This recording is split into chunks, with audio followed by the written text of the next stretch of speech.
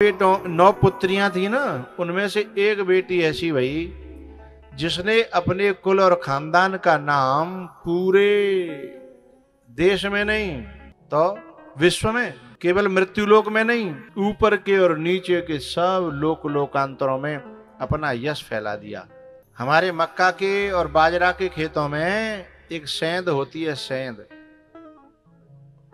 कहीं उसे कचरिया कहते हैं, सेंध होती है, जो पक जाती है तो इतनी खुशबू देती है कि मेड़ पे है कि निकले वो मुश्किल है, रोक लेती है कि यहाँ को सेंध पकी है भाई, आया ना।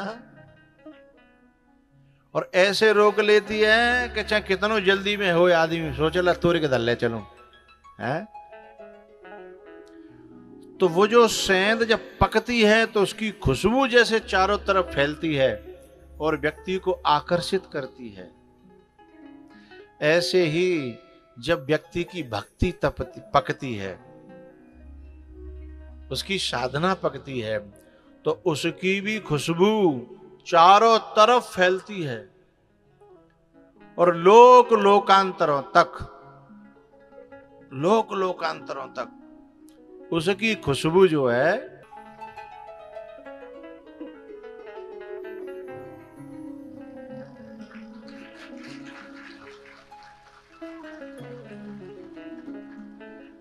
जो लोग कनेक्टेड नहीं है हमसे, बिना पता ही ना क्या को ताली बज गई होंगी।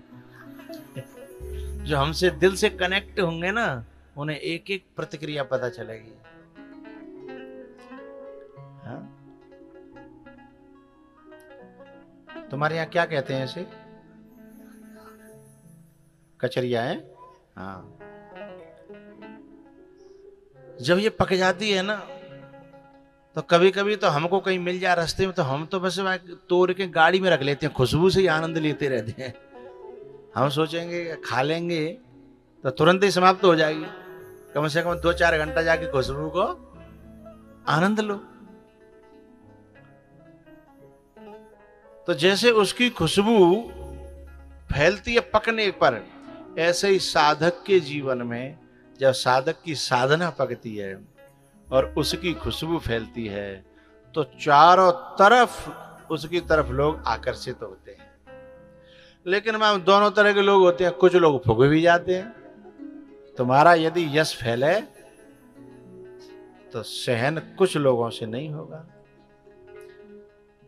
जो काहू की सुनहि बड़ाई, श्वास ले जनो जूढ़िया है।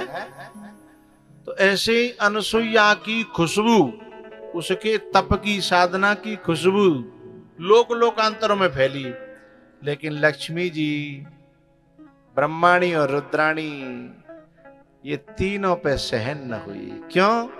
मोहिन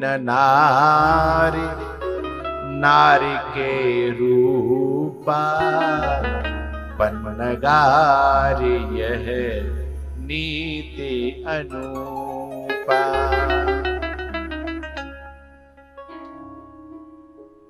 लक्ष्मी तीनों देवियों ने अपने तीनों देवों को बुला करके कहा कि ये मृत्युलोक में ऐसी कौन हो गई कि जिसका यश हमसे भी ऊपर जा रहा है, जाओ कम करो। तीनों ने समझाया कि देवी ये क्या कह रही हो? अरे पहले तो तुम्हें ईर्ष्या करनी नहीं चाहिए, लेकिन यदि तुम्हें सहन नहीं हो रहा तो अपना तप और बढ़ाओ।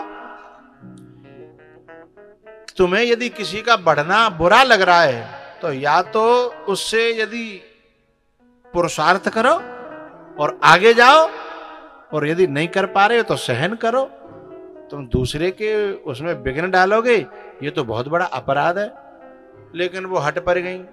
लेकिन आदमी थोड़ा सोचे तो कि कल से तो बढ़िया, चलो जाकी बात मान लियो जो खुश रहे हैं, चाहे हमारा तो जो नुकसान होगा सो है जागो। पर आदमी घर में कलेश चाहता नहीं है, और माताओं के पास ये हथियार रहता है कलेश करने का।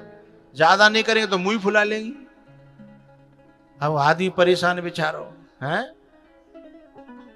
वो सोचता है कि चाहे घर में शांति रहे, चाहे और जो कुछ हो सो ठीक है। उन्होंने कही ठीक है हम जा रहे हैं। तीनों देव गए, अनुसुईया के द्वार पर जाकर के उन्होंने भिक्षा मांगी।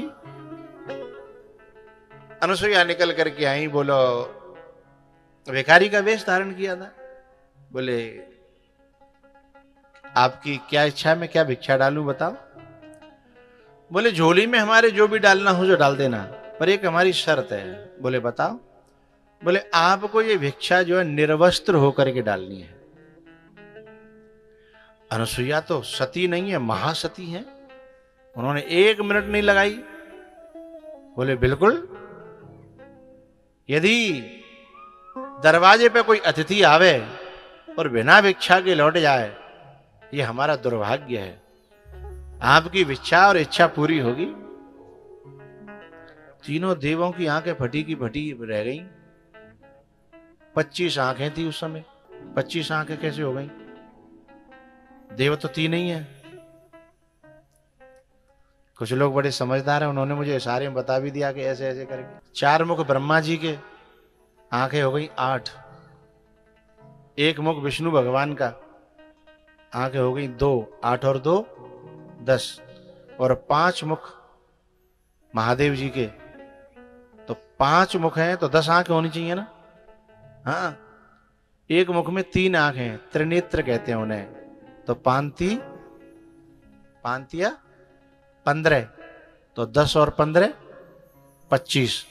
वह 25 आंखें फटी की ही फटी रह गई।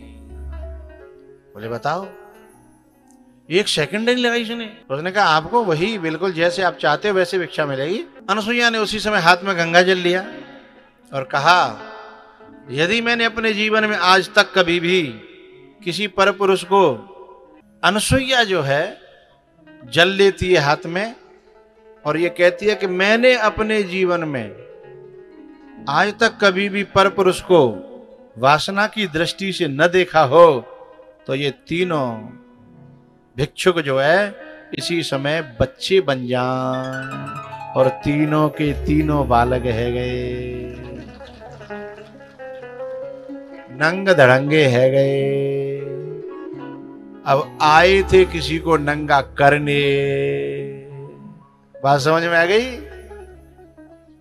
जो तो कू काटे बबे और तू बबे बाकू फूल, तो कू फूल के फूल है और बाकू वो तिरसूल है। जो नंगा किसी को करना चाहेगा, भाई दूसरे के नंगा होगा कि नहीं होगा, बाको मालिक तो परमात्मा है, लेकिन जो नंगा करना चाहेगा वो एक दिन स्वयं जरूर नंगा हो जाएगा।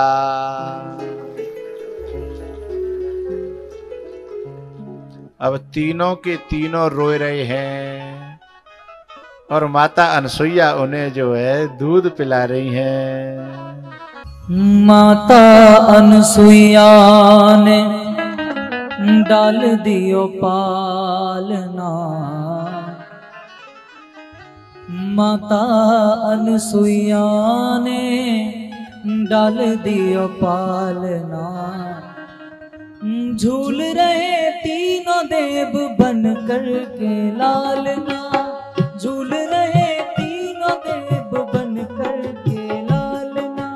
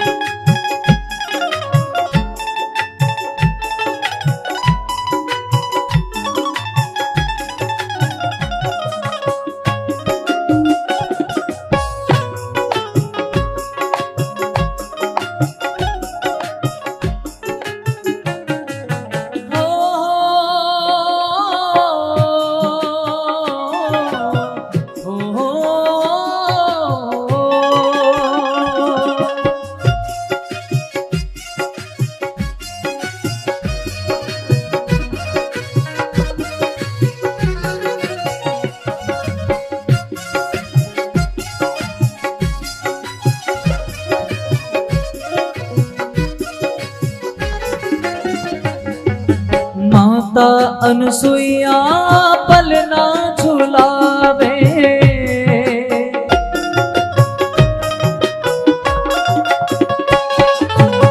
माता अनसुईया उनको पलना झुलावे।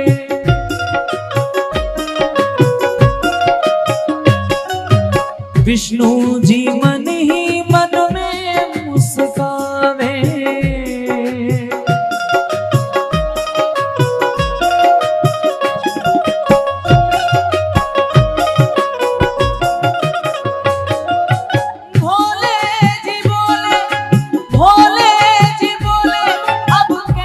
पूछो हाल ना, भोले जी बोले अब कैसा पूछो हाल ना। झूल रहे तीनों देव बन कर के लाल ना, झूल रहे तीनों देव बन कर के लाल ना।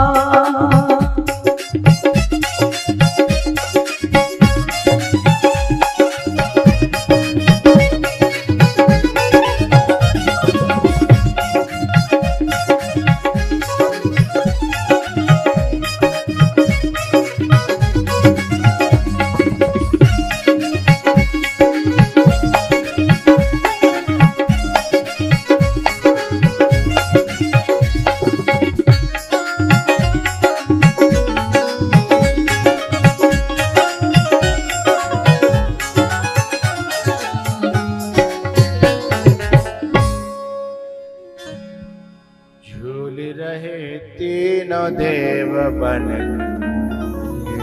कर के लालना। ओ माता अनसुईया ने डार दियो पालना, माता अनसुईया ने डार दियो पालना। झूल रहे तीनों देव बन कर के लालना, झूल रहे तीनों देव बन कर के लालना।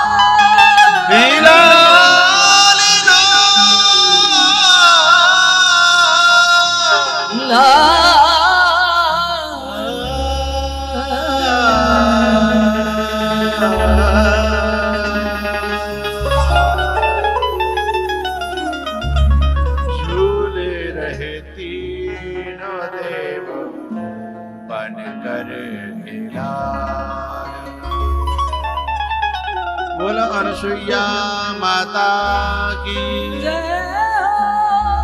जय जय श्री राधे। अनसुईया ने तीनों देवों को भिक्षा दी। अब क्या हुआ, जब ये देव लौट करके घर नहीं पहुंचे तो माताओं को चिंता हो गई है, क्यों नहीं मैया हो, लल्लू के पापन्य के दे रह जाए शाम के तो चिंता हो जाती है ना। अब की माताएं तो फोन खटखटाती रहती हैं, कहाँ आ गए, बोले बस आ गए तालचिड़ी के रोड पे मोड़ पे आ गए हैं।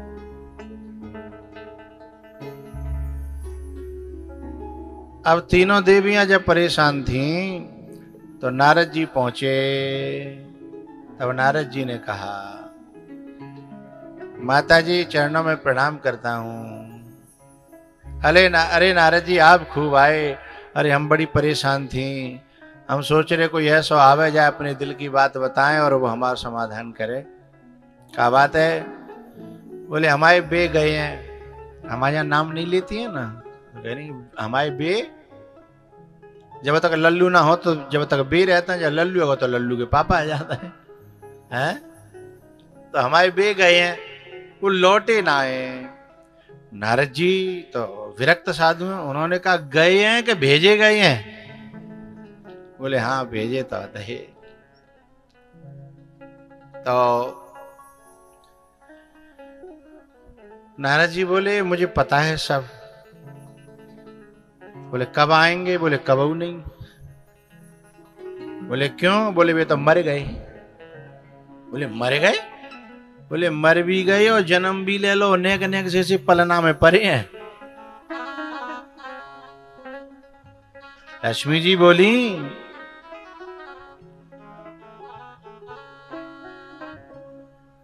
कि उनको कोई मार ही नहीं सकता।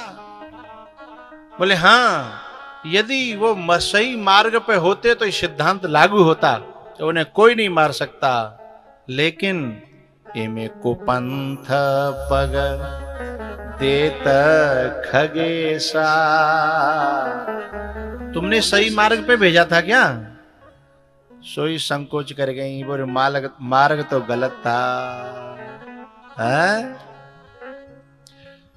भाई, तब की बात अलग है जब हनुमान जी अंगूठी डालते हैं अशोक वाटिका में, लंका में, तो सीता जी कहती हैं जीत को सके अजय रघुराई, माया ते असे रच नहीं जा। लेकिन वहां राम जी सही मार्ग पे हैं और यहां ये तीनों देव गलत मार्ग पे हैं। बोले तुम नहीं मानो तो चलो देख आओ, पलना में पड़े हैं, रोए रहे हैं, नंग धड़ंगे और हैं। बोले हैं कैसी बात कर रहे हैं? बोले चलो दिखाएं।